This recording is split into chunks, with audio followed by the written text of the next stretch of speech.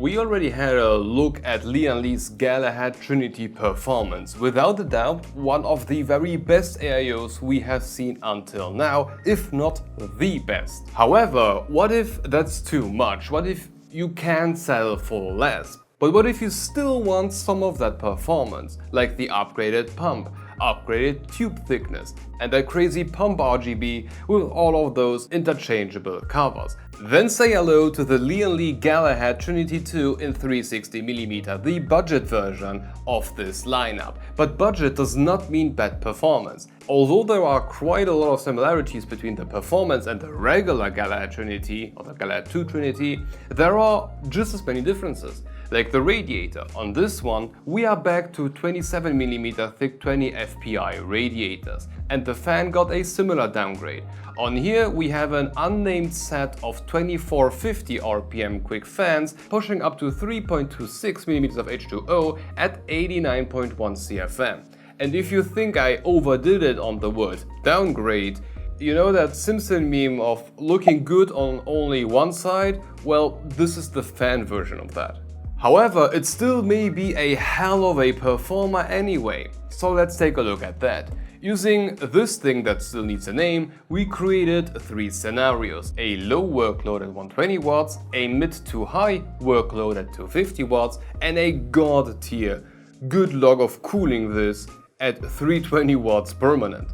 To get our numbers, we switched between the different modes in BIOS with pretty much every imaginable setting locked down. Then we hit the CPU for about 15 minutes until the cooler reached what it can do over a permanent time span, which is especially important for AIOs because it takes some time for the water to settle. And then we gradually lower the fan speed in 10% steps, while the pump is always fixed at 100%, and we note down the CPU package temperature average over a 2 minutes time span and deduct the air temperature measured just in front of the fan to get the temperature above ambient for any given fan setting. For the noise, we positioned the cooler on a table, on this table to be exact, with a dB meter exactly 1 meter away on its own tripod, and then again pump at 100 and a variable fan speed, and then we measure the dBs at any given fan setting. Let's begin with the low workload. While the CPU does barely anything, the regular Galahad 2 Trinity managed to keep the CPU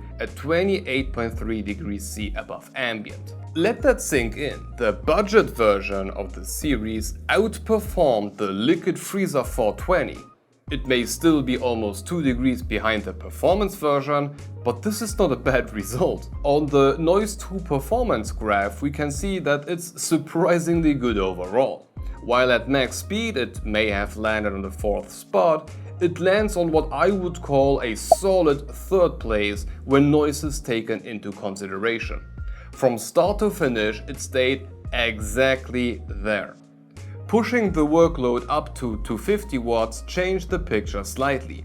It seems like the Galahad Trinity is capable of handling slightly more than a AlphaCool Ocean 360, keeping it at 55.1 degrees C above ambient. On the Noise 2 performance side, it was quite the adventure.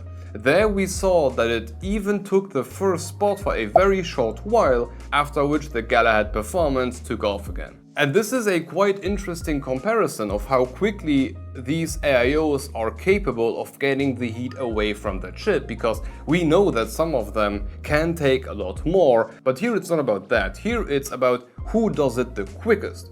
But at 320 watts we started to see the AIO's limits.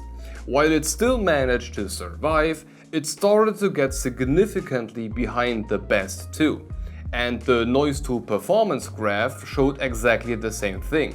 Although still on the 3rd spot, it's now not fighting with the other ones anymore. So overall, performance-wise, it's very close to the performance Galahad. Of course it's not there, but across all 3 workloads, this thing is hella good. This thing is better, or performed better in our benchmarks than an Arctic Liquid Freezer 420. From start to finish. So very, very good results. Not the best, but respectably close, especially for the budget version of the lineup. But let's now talk a bit about the AIO itself. The Galahad 2 Trinity comes in pretty much the same package as the other ones.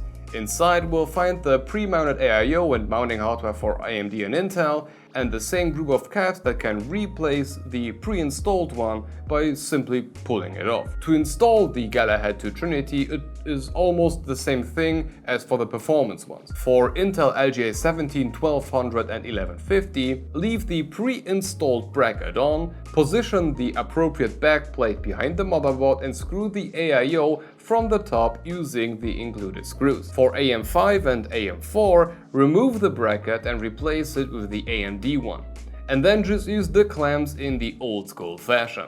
Similarly to the performance version, the regular one also includes this sticker so that you can pre-apply the thermal paste, but again, it's more of a gimmick than a feature. But you can also just smash a blob on the chip. We never measured any difference whatsoever. To make the whole RGB shine on this one, however, we need to do a few more things compared to the performance.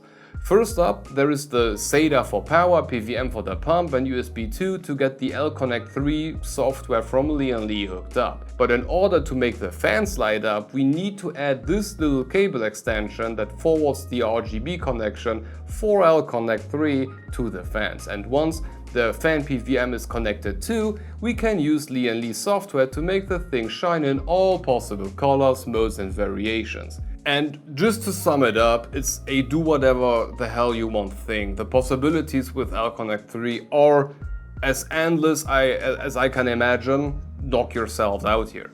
The LED quality is relatively good. The pump is just so much overkill that the fans look like slightly off in comparison. Design-wise, it's a different thing compared to the performance. The pump looks a lot different already because of the size, not even mentioning the completely different fans. And right here we got the white version, but black exists too, of course. But compared to the usual AIO we've seen, it looks well made, even for it being the budget version. But we can still do a ton using the built-in LEDs, and combined with the different pump covers, the sky is really your limit.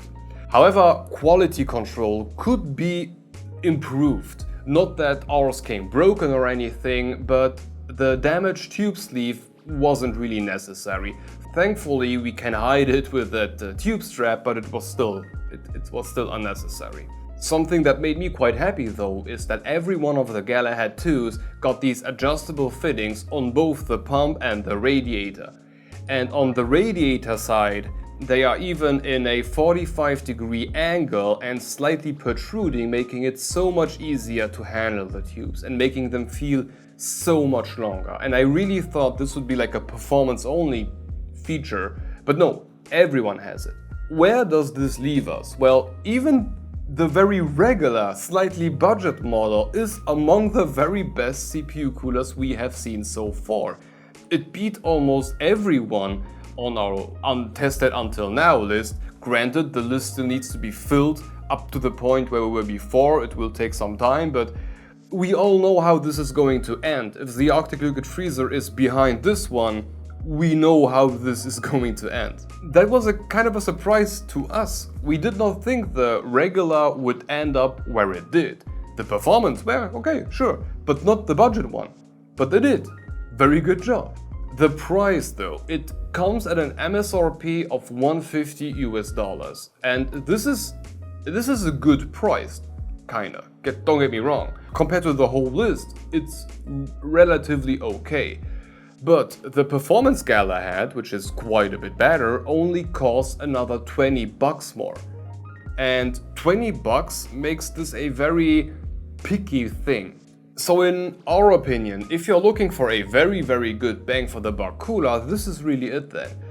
But if you can spare the 20, there is even more that can be squished out, and it's a steep upgrade for $20 US. But nonetheless, as far as performance and Noise 2 performance and implementation and features and everything kinda goes, it's an absolute recommendation. Even for 13th Gen i9s or Ryzen 7009s, it can manage it, it can do the job. Though quality control could really have been a tick better here. Anyway, I think this should be it for Lian and their newest Galahad to Trinity 360. At this point, a huge thank you to Lian for sending it over. And on a side note, we also have a Discord server, so if you want to join, the link is down below. And of course, we still have channel membership, so if you're looking for a good way to sell your soul for an OG poop emoji, that's a pretty good way to go. Additionally, you can rest assured that the income will not only keep the channel afloat, but it will also serve to hire a second scientist to find out what this cable does, because the first one wasn't able to find it out by himself and we just still need to know. Anyway, thank you for watching, but if you want to continue, have a look at our take on the Be Quiet Dark Base Pro 901. So far, I think even my favorite case of 2023. Versatile and surprisingly easy to use. Hope to see you in the next one. Bye bye.